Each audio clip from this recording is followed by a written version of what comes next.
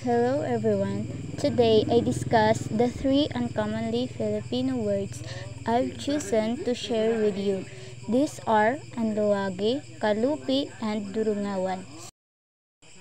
Number 1 is Anluwagi.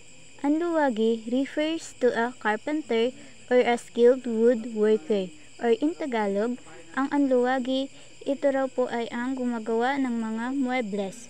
Example, the carpenter is building a house using wood and other materials. Number 2 is Kalupi. Kalupi is a wallet or container for carrying money. In Tagalog, kalupi ito ay pitaka.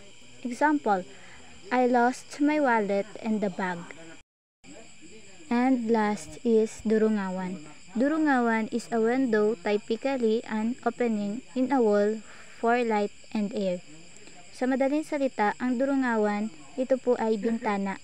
Example, I saw a beautiful flower through our window.